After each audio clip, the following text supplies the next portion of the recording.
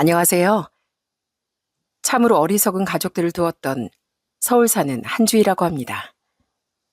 가만히 있으면 중간이나 간다는 말이 있죠. 그 중간을 지키지 못하고 기어코 되지도 않는 탐욕을 부려 결국 자신의 신세를 망치게 된 사람을 전 알고 있습니다. 그 사람은 제 시누이와 시모였어요. 자신밖에 모르고 사는 이기적인 삶은 곧 자기 자신을 외톨이로 만드는 일이건만 그들은 그 당연한 사실을 잘 깨닫지 못하더라고요. 그런 그들과 저 사이에 있었던 기가 막힌 일들과 그 결말에 대해 지금부터 이야기를 시작해 볼게요. 끝까지 잘 들어주셨으면 좋겠습니다. 저희 가족은 제가 아직 청소년이던 시절 아주 어려운 시기를 겪었어요. 저희 집은 원래 아빠는 샐러리맨이고 엄만 주부였던 평범한 가정이었습니다. 부모님은 금술이 좋으셨고 언니와 저 남동생 또한 남매끼리 사이가 꽤 돈독한 편이었죠. 외벌이의 자식이 셋이라 형편이 좀 빠듯한 편이었지만 그래도 저희 집은 항상 화목했습니다. 그런데 제가 12살 때 아빠가 암에 걸리시며 저희 집은 휘청거리기 시작했습니다. 암 보험인가 뭔가 병철이네 재수지가 자기한테 보험 하나 들라고 할 때 그냥 들어둘걸. 그때 무슨 생돈을 날강도처럼 빼앗아가려는 회사가 다 있나 싶어 바로 거절했었는데 내가 암에 걸릴 줄 누가 알았겠어? 정말 미안해 여보.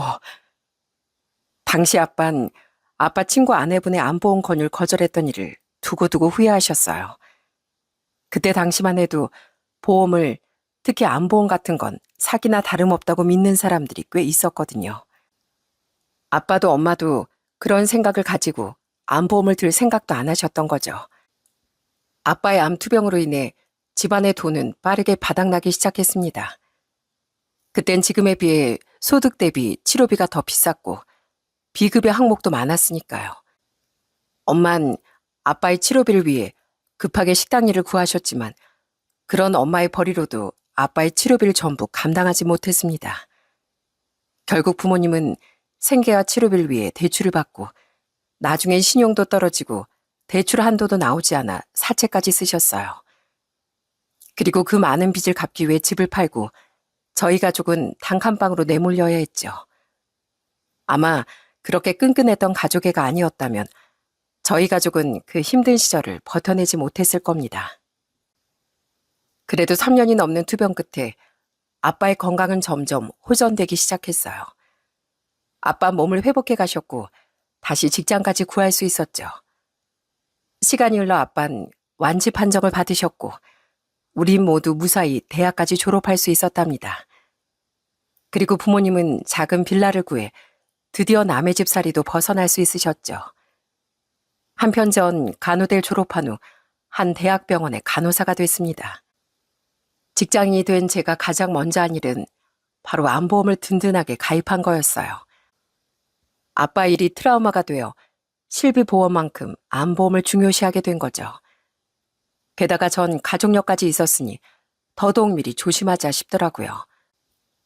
자기야, 우리 이번에 여행 가기로 한 거 우선 자기 카드로 할부로 긁고 내가 2달에 걸쳐 내 몫을 자기한테 주면 안 될까? 내가 생활비가 좀 빠듯해서. 뭐? 돈도 없으면서 무슨 여행을 가자고 했어.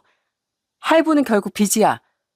난 그렇게 형편에 안 맞는 지출하기 싫어. 또 하나, 전 신용에도 정말 신경을 썼습니다.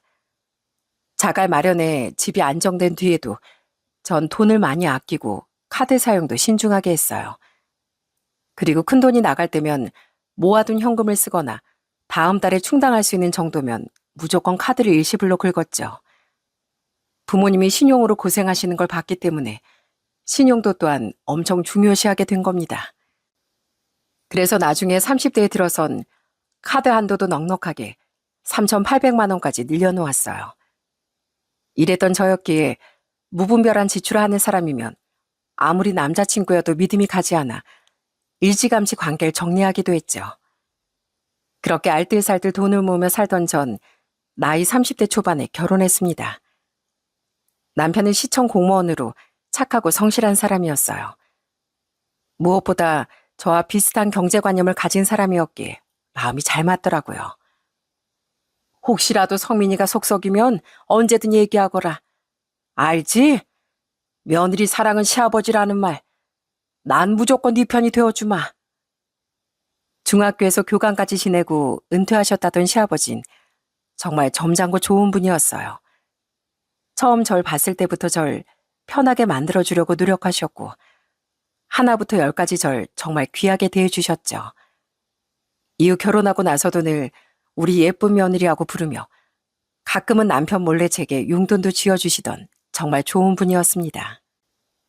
반면 시모와 저와 동갑이던 시누인 좀 다르더라고요. 우선 처음 봤던 날부터 두 사람은 깔끔하고 검소한 차림새였던 남편과 시아버지와 다르게 머리부터 발끝까지 명품으로 치장돼 있었어요. 그리고 두 사람은 결혼 전 한 번씩 시댁에서 볼 때마다 제 결혼식을 핑계로 자꾸 뭔가를 요구하더라고요. 아가, 물론 신랑 신부가 주인공이 되어야겠지만 이런 말 알지? 결혼식은 사실 부모들 행사라는 거. 그때 나랑 우리 남편 손님도 정말 많이 올 건데 내가 걱정이 많다. 요즘 주름이 너무 많이 생긴 것 같아서. 저기 너 결혼하기 전에 나 경락이랑 피부과 회원권 좀 끊어줄 수 없겠니? 어? 새언니, 그럼 저도요. 한 사람보다 두 사람 동시에 등록한다고 하면 좀 싸게 해주는데 많을 텐데. 저도 꼽사리 끼워주시면 안 돼요? 아시잖아요. 초등학교 교사 월급이라고 해봤자 박봉인 거. 아니다. 새언니까지 셋이 등록하면 더 싸겠다. 어때요? 예, 세아가. 너 메이크업샵 청담동에 있는 데로 하기로 했다며? 네. 플래너가 추천해준 곳 중에 거기가 제일 괜찮고 가격도 나쁘지 않더라고요. 거기 나랑 우리 선옥이도 예약해주면 안 되니? 어머니, 양가 식구들 결혼식장 근처 메이크업샵으로 예약하자고 말씀드렸잖아요. 거기 메이크업은 좀 비싸요. 주위 곤란하게 왜 그러세요? 아니, 왜 주희제만 비싼 데서 하고 우린 안 해? 우리 뭐 여자도 아니니? 맞아, 오빠. 우리도 기왕 하는 거 비싸고 좋은 데 사고 싶단 말이야. 평소 검소하게 살았던 전 결혼식에 대한 로망만은 있었습니다. 그렇다고 과한 돈을 쏟아부었던 건 아니었고요. 집에서 저렴한 팩을 사다가 매일 관리를 해주고 웨딩드레스와 메이크업, 스튜디오 웨딩 촬영에 딱 남들만큼은 돈을 투자한 정도였죠. 그것도 평소 아끼는 게 습관이었던 제겐 엄청난 결심이 필요했고요. 그런데 두 사람은 전 비싸서 꿈도 못 꿨던 피부과와 경락 회원권을 요구하고 신부인 저와 똑같은 화장을 받고 싶어 하더라고요. 당연히 회원권 이야기는 딱 잘라 거절했고 메이크업샵 문제는 시아버지가 나서서 해결해 주셨어요.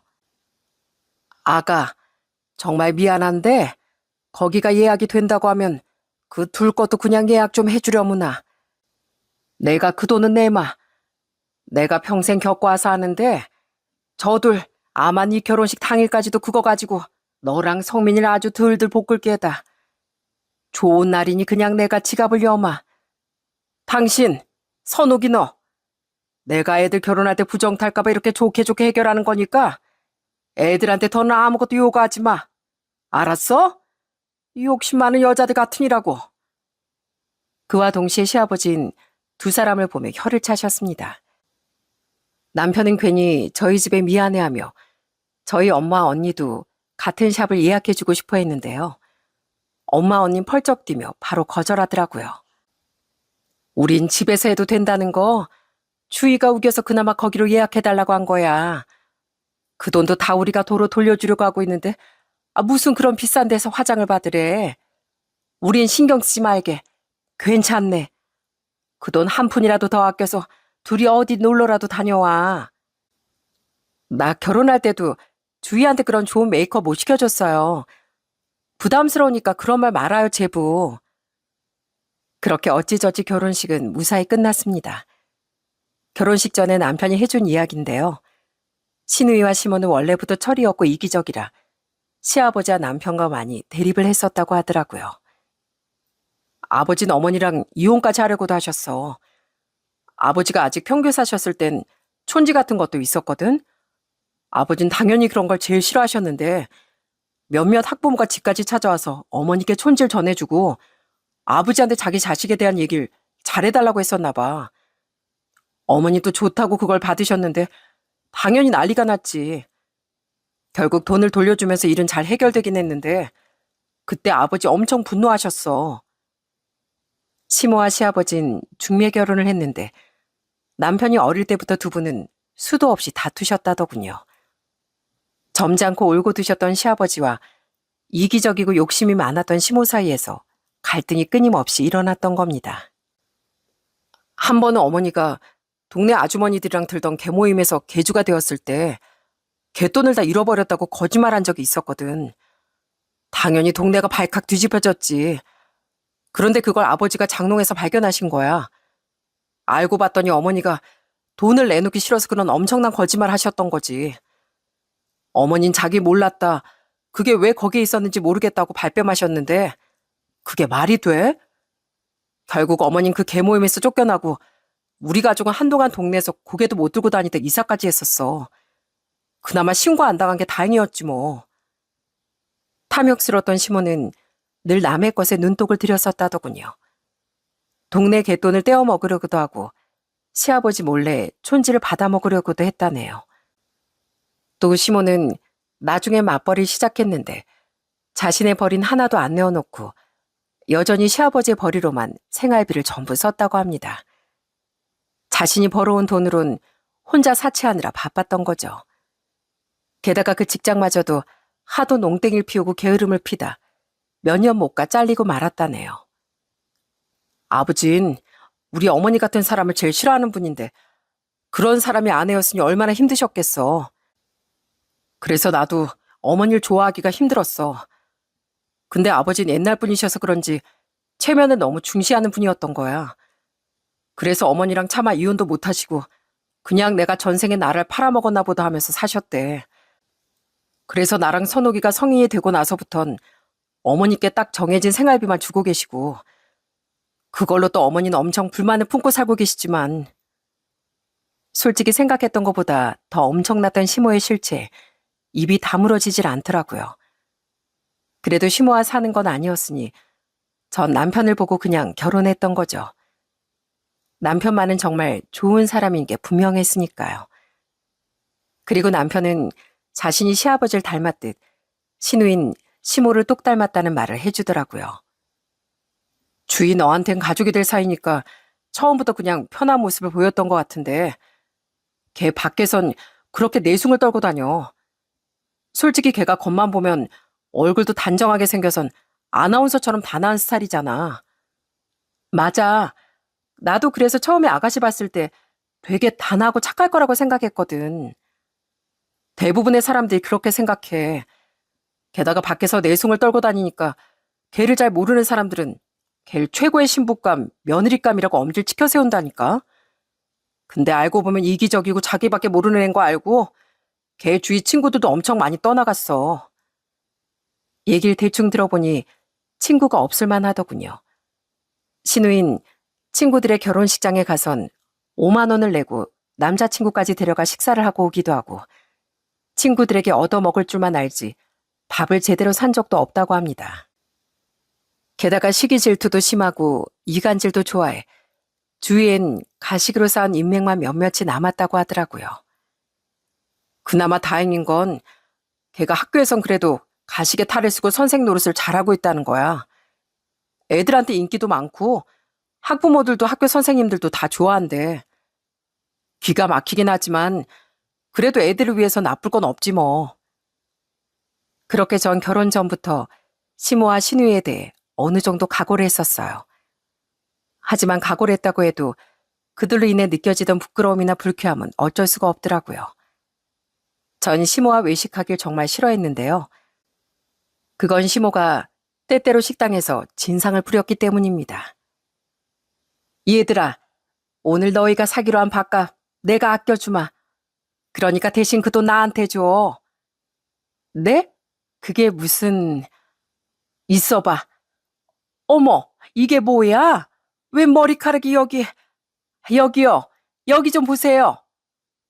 한 번은 저희가 식사 대접을 하기로 한 날 시모가 대뜸 밥값을 아껴주겠다고 하더라고요. 그리곤 자신의 머리카락을 세 가닥이나 뽑은 뒤 음식에 넣고 직원을 부르는 겁니다. 진짜 기절하는 줄 알았어요. 시몬은 자작극으로 진상을 부리며 밥값을 못 내겠다고 난동을 피우더라고요. 심지어 시누이도 좋다고 그걸 거들더라고요. 질린다는 표정으로 시아버지와 남편이 먼저 그들을 말리고 식당 직원에게 허리 숙여 사과를 하면서 우선 이름 마무리도 했는데 같은 모습을 2번 정도 더 목격한 뒤 전 절대 그들과 외식을 하지 않았죠. 나랑 선옥이만 아주 천하에 몹쓸 사람들이지? 당신도 너희들도 다 위선적이야. 우리 덕에 돈 아끼면 그땐 좋아할 거면서 왜 우리만 망신을 줘? 제발 그만 좀 해. 애들 어릴 때도 그래서 나랑 몇 번을 다퉜어. 근데 이젠 하다하다 며느리 앞에서까지 부끄러운 줄을 몰라? 어머님, 전 이런 거 하나도 안 감사해요. 먹었으면 당연히 정당한 값을 지불해야죠. 지금 어머님이랑 아가씨 행동 때문에 우린 돈을 주고 불쾌하고 죄송한 기분만 얻었을 뿐이라고요. 부창부수라고? 너도 성민이랑 똑같이 우릴 비난한다 이거지? 엄마, 그냥 내버려둬. 나중에 진짜 돈이 필요할 때가 돼서 후회하겠지 뭐. 서로 너무 똑같았던 시모와 시누인 둘이 쿵짝이 정말 잘 맞았습니다. 또 시모는 남편 몰래 제게 따로 생일 선물을 요구하려다 그게 거절당하자 그렇게 성질을 내기도 했어요. 예, 나 이번엔 생일 선물 물건으로 사주지 말고 그냥 돈으로 주면 안 되니? 한 100만 원 정도면 되는데 너도 성민이도 돈 못 버는 애들도 아닌데 통 좀 크게 써주라. 어? 네 시아버진 다달이 연금도 나오면서 생활비를 너무 짜게 줘. 조금 전에 남편한테 전화해선 목걸이 사달라고 하셨다면서요. 근데 저한테 용돈도 받으시려고요? 저희가 둘 다 못 해드리고 용돈으로 30만 원 정도 보내드릴게요. 벌써 둘이 얘기가 됐어? 휴, 쪼잔하게 시리. 원래 선물을 한 명당 하나씩 해줘야지. 그리고 둘이서 100도 아니고 30이 뭐니 30이. 저희 애도 벌써 둘인데 얼른 아껴서 더 큰 집으로 이사도 가고 해야죠. 애들한테 들어가는 돈도 만만치가 않고요. 생신은 매년 돌아오는 건데 이해 좀 부탁드려요. 한숨이 났지만 그래도 남편의 어머니니 예의를 갖춰 거절했습니다. 제게 번번이 거절만 당하니 시몬 절 볼 때마다 괜히 눈을 흘겼죠. 전 그냥 못 본 척 넘겨버렸지만 저도 사람인지라 속으론 좋지 않은 감정이 쌓여갈 수밖에 없었어요. 선옥이가 여행 경비를 계속 안 보내네. 이번엔 진짜로 자기 몫은 내겠다고 해서 같이 여행 데려갔던 건데. 아, 걘 믿은 내가 바보다 바보. 미안해 여보. 갈수록 별로였던 건 시누이도 마찬가지였습니다. 시누인 절대 자기가 손해보길 싫어하는 사람이었어요. 한 번은 시아버지가 좀 우울해하시는 것 같아 시댁 식구들과 다 같이 여행을 갔었습니다. 안 그래도 저희 친정 식구들과도 조만간 여행을 가기로 했었기에 시댁 식구들도 마땅히 챙겨야겠다 싶더라고요. 그때 남편은 시누인 여행 경비를 내면 절대 껴주지 않겠다고 못을 박았죠. 결혼 전에도 매번 얌체처럼 한 푼도 내지 않더내라면서요. 하지만 이번엔 꼭 돈을 내겠다고 사정사정하기에 우린 우선 시누이까지 함께 여행을 다녀왔습니다. 시아버지 생신이 코앞이라 겸사겸사 날짜를 맞추려면 어쩔 수 없었거든요.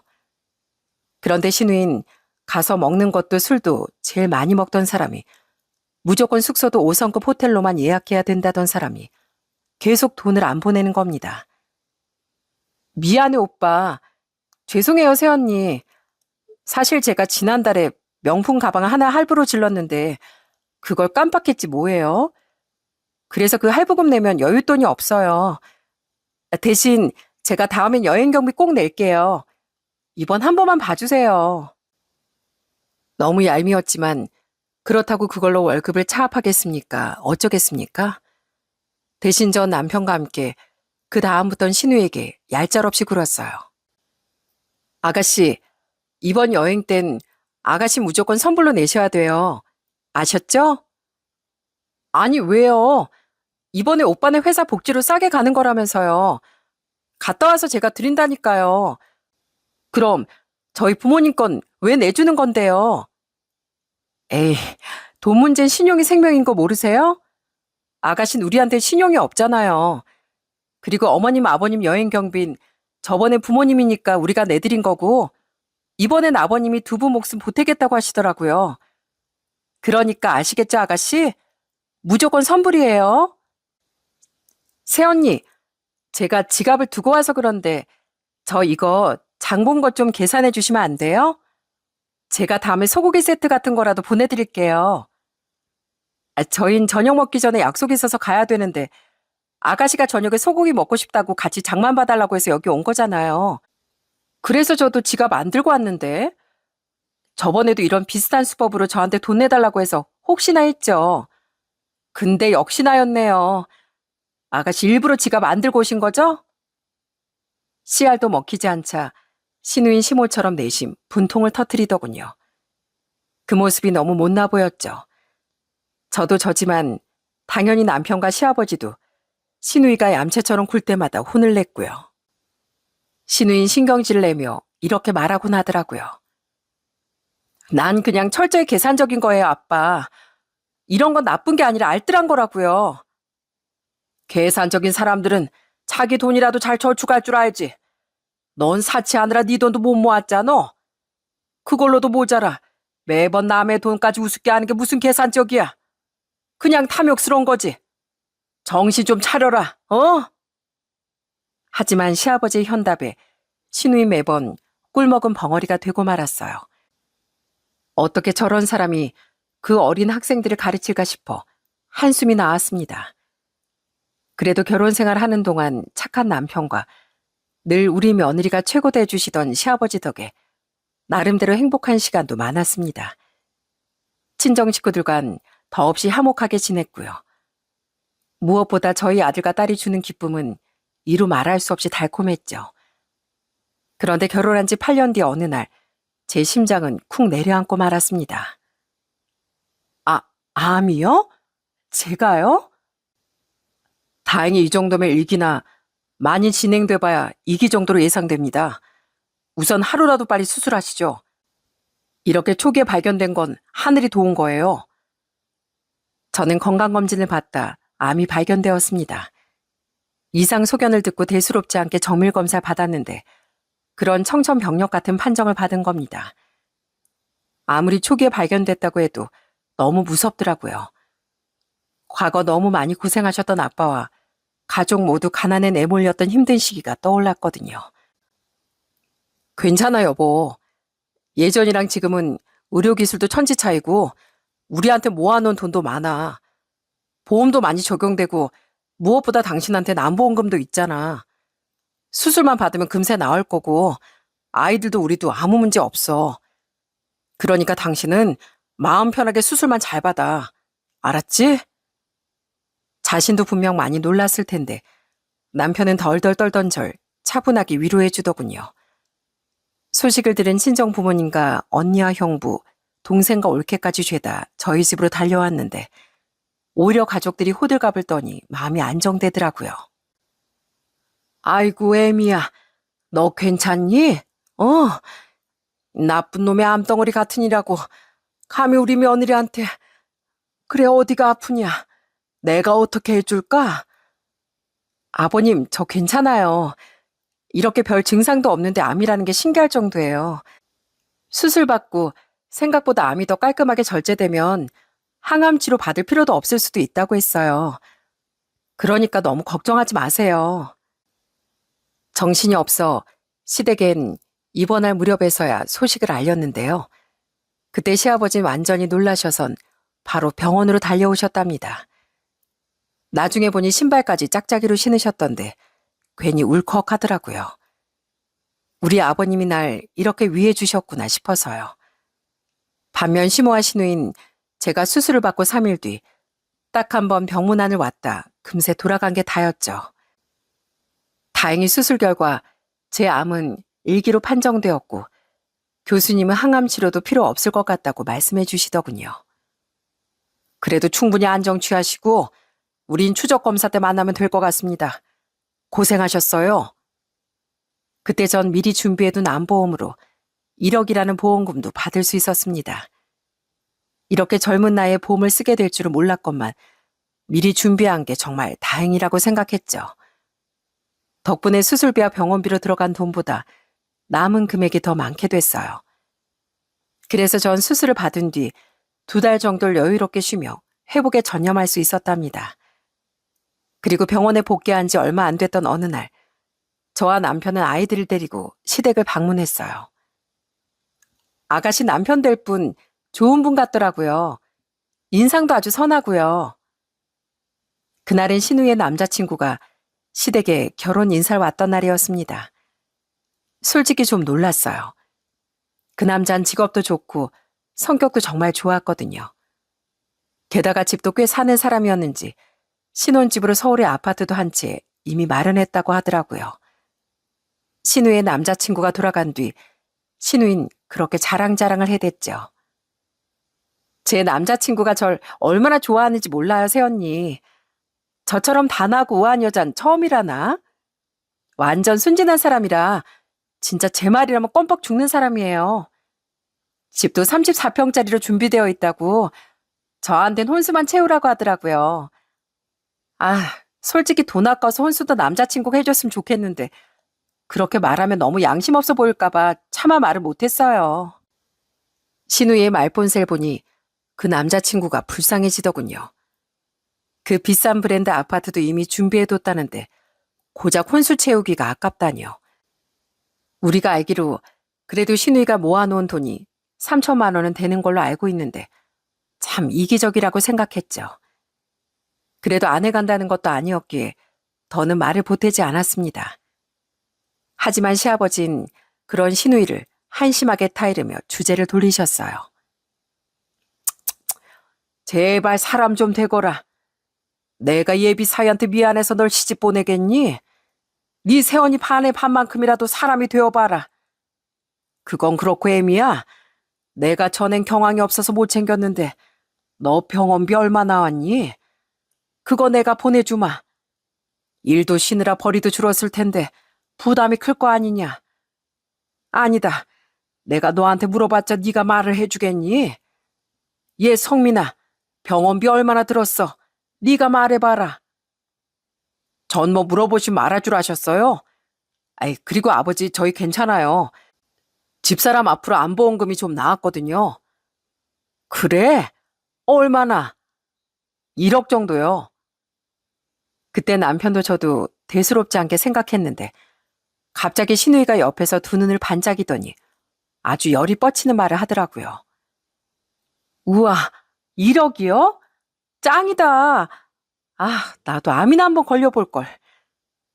야, 백선호, 넌 그게 할 말이야? 어디 뚫린 입이라고. 당장 네 새언니한테 사과해. 애들 엄마가 얼마나 고생을 했는데. 아, 왜 때려? 아가씨, 아무리 철이 없다고 해도 할 말이 있고 안 될 말이 있죠. 밖에서 그런 말 했다가 나같이 큰일 날지도 몰라요. 아무리 초기에 발견했다고 해도 저 정말 힘들었고요. 암에 대해 그런 식으로 얘기하는 거 정말 불쾌해요. 남편은 놀란 나머지 바로 신우의 뒤통수를 후려치더군요. 시아버진 기가 막혀서 말문까지 막히셨고 저도 화가 나 신우에게 따끔한 말을 던졌습니다. 그러자 신우인 입을 삐죽거리며 이내 방으로 들어가 버리더라고요. 배탈이 났다며 화장실에 오래 있던 시모만이 뒤늦게 거실로 나와 무슨 일인데 분위기가 냉랭해졌냐며 물었죠. 하지만 말도 꺼내고 싶지 않아 우린 모두 아무 말도 하지 않았어요. 하지만 바로 다음 날 전날과 비교도 안 될 정도로 엄청난 일이 터지고 말았습니다. 이게 뭐야? 내 카드 어딨지? 그날 전 일을 하느라 거의 휴대폰을 제대로 들여다보지 못했어요. 그리곤 퇴근 때가 되어 휴대폰을 확인해 보니 황당한 문자 내역이 와 있는 겁니다. 아시죠, 여러분? 카드를 쓰면 어플이나 문자로 사용 내역과 대강의 사용처가 날아오는 거예요. 분명 전 일을 하고 있었건만 누가 제 카드를 사용했다는 문자가 와 있더라고요.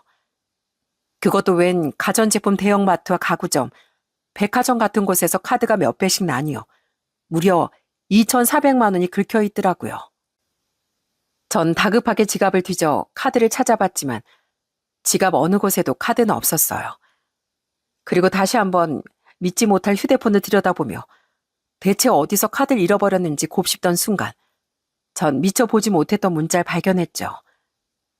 그리고 그 문자로 인해 알게 된 범인을 알게 된 순간 제 뚜껑은 날아가고 말았습니다. 새언니, 혹시 새언니가 신고라도 할까봐 연락 남겨놔요. 실은 어제 새언니가 설거지할 때 제가 새언니 지갑에서 카드 좀 슬쩍했거든요. 전에 카드 한도가 3천이 넘는다는 얘기를 들은 것 같아서요. 솔직히 저 혼수 제 돈으로 마련하는 거 너무 아까웠는데요. 새언니한테 1억이라는 꽁돈이 생겼다는 걸 들으니까 새언니 도움 좀 받아야겠다 싶더라고요. 저 이걸로 미리 신혼집에 넣어둘 가전가구 싹 다 샀는데 겸사겸사 백화점 들러서 제 명품백이랑 구두도 하나씩 사고 옷도 한 벌 장만했거든요. 어차피 그래도 보험금 많이 남으실 텐데 좋게 좋게 그냥 신우이 결혼 선물이라고 생각해 주세요. 감사해요, 새언니. 카드는 나중에 아무 때나 가져가세요. 진짜 제정신이랍니까? 어떤 정신 나간 인간이 올케 카드를 훔쳐다 몇 천만 원을 긁나요? 전 바로 신우에게 전화를 걸었습니다. 하지만 전화를 받지 않길래 곧장 시댁으로 뛰어갔어요. 전 시댁에 도착하자마자 뻔뻔한 표정으로 절 맞아주던 신우에게 악을 내찔렀죠. 새언니 왔어요? 카드 받으러 이렇게 헐레벌떡 온 거예요? 아휴, 성질도 급하셔라. 야, 너 진짜 돌았니? 2,400만 원이 네 집 개 이름이야? 어디 겁도 없이 몰래 남의 카드를 훔쳐다가 혼수라고 명품 쇼핑을 해? 너 당장 그거 취소 안 해? 지금 너라고 했어요? 아니, 새언니, 우선 진정해봐요. 새언니 1억이나 생겼다면서 신우이 결혼하는데 그 정도도 못 해줘요? 그리고 오빠도 동생 결혼하는데 최소 1,000만 원이라도 해주려고 했겠죠. 그냥 그걸 좀 많이 해줬다고 생각하면 되잖아요. 뭘 그렇게 고작 그걸로 화까지 내세요? 고작? 야, 그거 내 목숨값이야. 암 보험금으로 받은 내 목숨값. 근데 네가 뭔데 그걸 탐내? 네가 나 결혼할 때 축의금 10만 원이라도 냈어? 나 수술 받을 때 뭐 병문안 선물이라도 사왔니? 어디 준 것도 없이 받으려고만 해. 욕심쟁이야. 너 진짜 인생의 쓴맛 좀 볼래? 이게 그래도 신우이라고 오냐오냐 해줬더니 날 우습게 봐? 신우인 아직 사태 파악이 안 되는지 계속 은근슬쩍 넘어가려고 하더군요. 그 와중에 제 보험금 이야기를 처음 들은 시모는 눈을 반짝이며 이러는 겁니다. 뭐? 너 보험금을 1억이나 받았어? 아휴, 웬일이니? 대박이다, 얘. 너 별로 아프지도 않잖아. 벌써 이렇게 복지까지 했고. 그럼 그냥 꽁돈 생긴 거 맞는 건데 마음 좀 곱겠어. 들어보니까 얘가 뭐 건드려봤자 절반도 안 썼더만. 근데 너 그거 수중에 고스란히 남아있니? 그럼 나도 선욱이가 썼다는 2,400만큼만 좀 나눠주면 안 돼? 너 치료비도 많이 안 들었잖아. 이 여편 내가 지금 뭐라는 거야? 너 백선호, 너 이 아빠가 들은 말이 다 사실이야? 진짜 네 새언니 카드 훔쳐가서 혼수 사고 쇼핑한 거야? 황당했던 시모의 말은 뒤늦게 기함한 표정으로 거실에 나온 시아버지 말에 막혀버리고 말았습니다. 평소보다 더더욱 분노해 보이던 시아버지 표정에 잠시 심오하시는 말을 잊지 못하더라고요. 하지만 이내 신우인 억울한 표정으로 볼멘 소리를 하더군요. 아니, 전 모아둔 돈이 3천만 원밖에 없는데 새언니 1억이나 있다니까 좀 신세지려고 한 거죠. 제가 미리 도와달라고 했으면 새언니하고 오빠가 도와줬겠어요? 그러니까 미리 일부러 저지르고 사정 좀 하려고 한 거죠. 가족끼리 그 정도는 해줄 수 있는 거 아니에요? 새언니도 너무 계산적으로 굴지 말아요. 계산적으로 굴면 왜 안 되는데요? 아가씨는 절대 하나라도 손에 안 보려고 하면서 왜 우리만 퍼주길 바라는 거예요? 그건 계산적인 게 아니라고 저번에 아버님도 말씀하셨죠? 잠만 말고 내일 당장 가서 그거 다 취소해요. 안 그럼 나 경찰에 신고할 테니까. 네? 아니, 가족끼리 무슨 이런 일을 신고까지 해요. 새언니, 어차피 가전하고 가구는 전시 제품이라 할인 많이 해주는 대신 환불 불가 조건 걸고 산 게 몇 개 있어서 전액 취소하기 어려워요. 백화점에서 쇼핑한 것도 이미 다 택되고 게시해서 마찬가지로 환불하기 힘들고요. 정 그렇게 화가 나면 제가 다달이 10만 원, 아니 5만 원씩 갚을게요. 그럼 되죠? 제가 떼먹는 것도 아니잖아요. 그건 안 갚겠다는 소리나 마찬가지잖아요. 내가요, 잠깐 지금 이성이 날아가다가 돌아와서 애써 존대까지는 해주는 거거든요. 취소가 다 안 된다고요? 그럼 좋은 말 할 때 카드 긁은 금액 고스란히 나한테 보내요. 안 그럼 진짜 가족끼리 얼굴 크게 붉히게 될 줄 알아요. 그리고 어머님은 아가씨보다 더 나쁜 분이에요. 딸인 아가씨를 이런 괴물로 만들어버린 사람이 바로 어머님이니까요. 아까 말했듯이 그 돈 꽁돈 아니고 제 목숨값이고요. 설사 진짜 꽁돈이라고 한들 제가 어머니께 그 돈을 나눌 이유도 그럴 마음도 없습니다. 제발 정신 좀 차리세요. 아이고, 집안꼴 아주 잘 돌아간다. 평생 마누라란 인간이 선생인 내 얼굴에 먹칠을 하더니 이젠 딸 자식이 도둑이 돼서 애비 체면을 산산조각 내네. 딸이 아빠 뒤이어서 선생 됐다고 칭찬해주던 사람들 전부 칭찬을 비난으로 바꿔서 퍼붓겠어. 선옥이 너 선을 넘어도 단단히 넘었구나. 애미야, 제가 돈 안 주면 그냥 신고해버려라. 절대 봐주지 마. 시아버진 거의 심오한 시누이를 집에서 쫓아내기라도 할 듯 눈에서 아주 불을 뿜으셨습니다. 그제야 시누인 제게 다음 날 돈을 보내겠다는 말을 하더군요. 아주 억울한 표정으로요. 그러니까 경찰엔 신고하지 마세요. 주면 되잖아요, 주면. 그런 신우의 말을 듣고 전 우선 집으로 돌아왔습니다. 시아버진 직접 절 집에 데려다 주며 운전하는 내내 미안하다며 눈물까지 보이셨죠. 그리고 집에서 뒤늦게 제게 모든 이야기를 들은 남편은 혼자 시댁에 달려가 한바탕 뒤집어 엎고 오더라고요. 하지만 신우인 다음 날도 그 다음 날도 갖은 핑계를 대며 돈을 보내지 않았습니다. 전 오기가 생겼어요. 솔직히 경찰에 그냥 신고하려고도 했는데요. 그래도 평생 체면을 중요하게 여기셨던 시아버지 생각해 자기가 먼저 경찰에 신고하겠다고 펄쩍뛰던 남편을 맞고 저도 신고를 하지 않았죠. 대신 전 다른 방법으로 시누이에게 돈을 받아내고 참교육해주기로 마음먹었습니다. 여보세요? 새언니, 저 일하는 중이에요. 돈은 제가 당장 보낼 수가 없는 입장이라니까요. 제가 그 돈 어디에 투자했던 걸 깜빡했었어요. 그러니까 조금만 기다려주시면. 원래 혼수 마련해 했던 사람이 투자는 무슨 투자예요? 나더러 그 말을 믿으라고요? 이러다가 은근슬쩍 또 안 갚을 심산이겠죠. 됐고요. 나 볼 일이 있어서 아가씨 학교 근처에 왔는데요. 아무래도 아가씨네 교장 선생님 좀 찾아뵙고 가야겠네요. 어떻게 남의 지갑에 손을 댄 사람이 애들을 가르칠 수가 있는지 진작에 좀 따져 물으려고요. 이건 엄연히 절도인 거 알죠? 절도범이 애들을 가르쳐서야 되겠어요? 네? 아니, 제가 안 주겠다는 게 아니잖아요. 우리 교장 선생님 언니가 왜 만나요? 우선 제가 나갈게요, 제가. 새언니 지금 어딘데요? 저는 신우이 학교 앞까지 찾아가 신우이를 옥죄습니다. 신우이는 완전히 기겁을 해선 학교 앞으로 달려나오더군요. 저는 막 교문을 들어서고 있었는데 신우인 힘으로 절 끌어내지 못하자 제 앞에 무릎까지 꿇고 싹싹 빌더라고요. 새언니, 제발요. 여긴 제 일터잖아요. 저 그 투자 얘기 거짓말 아니에요. 제가 어떻게든 빨리 마련해서 갚을게요. 네? 하도 사정사정을 하기에 드디어 정신을 차렸나 싶어 전 알겠다고 대답했습니다. 하지만 신우이가 또 돈을 보내지 않자 전 이번엔 전화를 걸어 다른 으름장을 놨습니다. 아가씨, 아직도 정신을 못 차렸나 봐요. 난 그 투자 얘기를 믿은 게 아니라 아가씨가 드디어 정신을 차렸나 싶어서 물러났던 건데 아직까지도 돈을 안 보내요? 그럼 저 아가씨 예비 남편한테 찾아가서 아가씨가 어떤 사람인지 다 폭로할게요. 그 사람은 아가씨가 세상 착한 요조숙녀인 줄 알던데 진실을 알면 과연 계속 결혼을 하겠다고 할까요? 아니, 새언니, 진짜 저한테 왜 이래요? 원래 새언니 이 정도까지 질긴 사람 아니었잖아요. 똥 밟았다 치고 넘어갈 일이 있고 아닌 일이 있죠.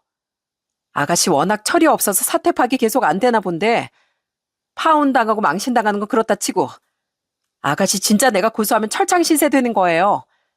그 전에 사회적으로도 매장시켜 줄까요? 아버님이고 남편이고 다 뒤로 하고? 나 진짜 이 지역 맘카페 가입해요? 알았어요. 드릴게요. 준다고요. 주면 되잖아요. 내일 말고 오늘 당장 보내요. 이게 내가 주는 마지막 기회예요. 알았어요? 결국 신우인 그날 곧장 제게 2,400만 원 전액을 보냈습니다. 자기 인생이 끝나게 생겼는데 자기가 무슨 방법이 있었겠어요? 어차피 끝은 뻔했던 건데 정말 어리석은 사람이었죠. 그런데 그걸 알고 이번엔 시모가 제게 전화해서 뭐라고 했는 줄 아시나요? 이애, 너 우리 애를 그렇게 겁줬다며? 그걸 기어코 다 받아내니? 그냥 결혼 선물했다고 치면 되지. 너도 참 독하다, 독해. 이 여편 내가 진짜 미쳤나? 잡을 거면 선옥이 제일 잡아야지 왜 애미를 잡아? 당장 전화 끊어. 하도 기가 막혀서 대답하려던 찰나 휴대폰 너머로 시아버지 목소리가 들리더군요. 시아버진 시모의 전화를 빼앗으셨는지 제게 미안하단 말을 남기고 전화를 끊으시더라고요. 아마 그날 시모는 시아버지께 욕을 작살나게 먹었을 겁니다. 그리고 옆에 있던 남편은 자기가 직접 시모에게 전화해 제대로 으름장을 놓더라고요. 암에 걸린 저희 집사람한테 하셨던 행동 저 평생 잊지 못할 겁니다. 어머니도 선옥이도 저 이제 안 볼 거예요. 저한테 가족 취급 받고 싶었으면 최소한 저희 집사람한테 그랬으면 안 되는 거죠. 전 이제 앞으로 아버지만 찾아뵙고 살 거예요. 아셨어요? 선옥이한테도 앞으로 저한테 동생 취급 받을 생각하지 말라고 똑똑히 전하세요. 그렇게 제가 신우에게 돈을 돌려받고 남편이 시모와 신우에게 절연 선언을 하는 것으로 소동은 마무리됐습니다. 그나마 신우인 평소 제게 너무 잘해주셨던 시아버지 덕에 전과자가 되고 사회적으로 매장당하는 일만은 면했던 거죠. 그리고 신우의 결혼은 결국 무산됐습니다. 정말 대박이었던 게 시아버지가 직접 신우의 남자친구를 불러 신우이가 제 카드를 훔쳐갔던 일을 이야기해 주셨다고 해요. 내가 차마 그 총각한테 미안해서 가만히 못 있겠더라고. 그래서 불러서 솔직히 말했지.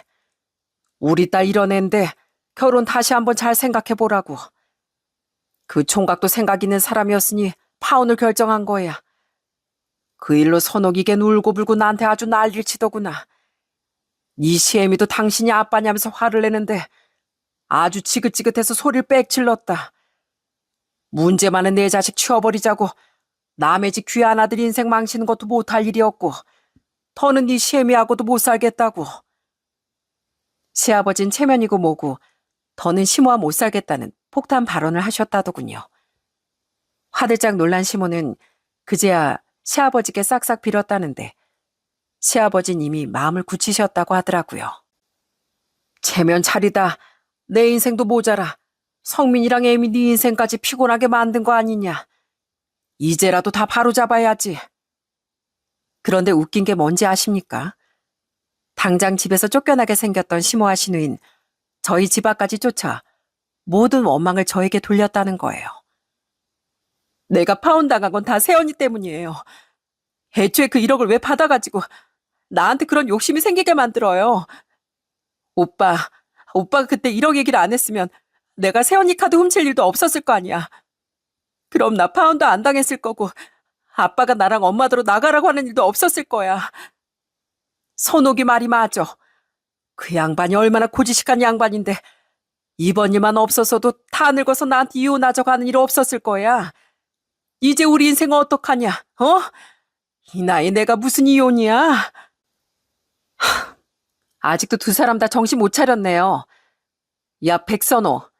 이 자기밖에 모르는 기집애야. 절도까지 저지른 거 아버님 생각해서 봐줬으면 감사합니다 하고 조용히 있을 일이지. 여기까지 와서 또 내 탓을 해? 네가 아니라 지천에 깔린 유혹이 문제라고 생각하면 그냥 네가 눈도 귀도 닫고 살아. 이기적인 것도 정도껏 쉬어야지. 오죽했으면 아버님이 딸인 너더러 나가라고 하셨겠어? 그리고 어머님, 제가 보기에 어머님은 꼭 이번이 아니더라도 언젠간 이혼당하셨을 거예요. 제 탓할 시간에 어머니 그동안 어떻게 행동해왔는지, 오죽했으면 남편에게도 아들에게도 버림받게 된 건지 곰곰이 한번 생각해 보시라고요. 아시겠어요? 그때 남편이 있었다면 아마 더 큰 난리가 났을 겁니다. 전 그들에게 마지막으로 이런 으름장을 덧붙였어요. 백선호, 너 한 번만 더 찾아와서 소란 피우면 그땐 나랑 경찰서에서 보게 될 줄 알아. 그땐 용서 같은 건 없어. 알았어? 어머님, 이제 유일하게 어머님 곁에 남은 가족인 아가씨마저 감옥 보내서 사라지게 하고 싶지 않으면 어머님도 이런 일 앞으로 없게 하시길 바래요. 그렇게 지금은 시간이 3년 정도가 지났습니다. 시아버진 끝내 시모와 이혼을 하셨고 시모는 시누이와 작은 집을 구해 둘이 나가 살게 됐어요. 아직 새로운 짝을 만나지 못한 시누인 파혼 사건으로 인해 삐져선 시아버지를 찾아뵙지도 않고 있는데 시아버진 뭐 아쉬울 거 없다고 말씀하시더군요. 와봤자 걔가 돈 얘기밖에 더 하겠니? 대체 언제 철이 들런지 원. 오히려 시모는 가끔 시아버지께 연락해 외롭다, 선옥이 그것은 이기적이어서 자긴 챙기지도 않는다며 미련을 보이고 있다고 합니다. 시아버진 그나마 남은 정으로 그 하소연은 들어주시되 다 들은 뒤엔 아무 말 없이 전화를 끊으신다네요. 저와 남편은 아이들을 데리고 시아버지만 찾아뵈며 아주 잘 지내고 있습니다. 친정 부모님은 혼자가 된 시아버지가 걱정되셨는지 한 번은 시아버지를 저녁 식사에 초대하셨어요. 그 뒤론 비슷한 연배인 세 분이 가끔 만나 식사를 하시곤 하는데 정말 보기 좋더라고요. 끊임없는 욕심만 부리던 시누이와 시모의 곁엔 이렇게 결국 아무도 남지 않았습니다. 어쨌든 남편간 혈연이기에 평생 그들을 보지 않고 살 수는 없을 것 같습니다. 하지만 웬만하면 그들과 마주치는 일 없이 전 저희 남편과 아이들, 시아버지와 친정 식구들만 소중히 챙기며 앞으로 살아가려고 합니다. 제가 완치 판정을 받을 날도 그리 멀지 않았는데 부디 지금껏 건강을 유지하고 계신 저희 친정아빠처럼 저도 오래도록 건강 또한 지켜가고 싶네요. 여러분, 내 것이 소중하면 남의 것도 똑같이 소중하다는 당연한 사실을 왜 이렇게 모르는 사람들이 많은지 모르겠습니다. 당장 5만 원짜리 지폐 2장만 잃어버렸다고 생각해도 모두 속이 쓰리시지 않나요? 그 쓰라림을 잘 알기에 누군가 돈을 잃거나 손해봤다고 하면 공감하며 안타까워하지 않습니까? 그런데 제 시누이와 시모 같은 사람들은 바로 그런 공감 능력이 부족한 것 같네요. 어디서 듣기로 타인에 대한 공감과 배려의 능력은 그 사람의 지적 수준과 비례한다고 하더라고요. 진심으로 타인을 이해할 수는 없어도 사람은 학습을 통해 사회성을 기르고 마땅한 사람됨을 깨우칠 수 있다고 하네요. 이러한 논리를 바탕으로 말씀드리자면 내 것은 내 것, 네 것도 내 것이라는 이상한 가치관을 가진 사람들은 그런 자신의 이기심을 표출하는 순간 자신의 낮은 수준을 적나라하게 드러내는 거라고 생각합니다. 간혹 그런 못난 욕심을 자신은 철저히 계산적인 사람이어서 그렇다는 말로 포장하려 들기도 하던데요. 계산이란 이치에 맞고 서로 간에 모자람이 없도록 공평하게 따지는 걸 뜻합니다. 그들은 결국 계산적이 아니라 그저 남의 것을 탐내는 이기적이고 탐욕스러운 사람들이에요. 그들의 셈법은 오롯이 자신의 이익만 추구할 뿐이니까요.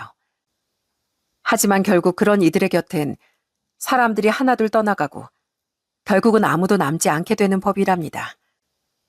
그러니 정말 삶을 행복으로 꽉 채우고 싶다면 어떻게 살아가야 하는 게 진정으로 현명한 방법인지 저희 시모도 시누이도 그리고 그들과 비슷한 다른 이들도 뒤늦게나마 잘 생각해 봤으면 좋겠습니다. 그럼 전 여기서 이만 사연을 마쳐볼게요. 제 사연을 들어주신 모든 분께 늘 좋은 날만 가득하시길 바라겠습니다. 감사합니다.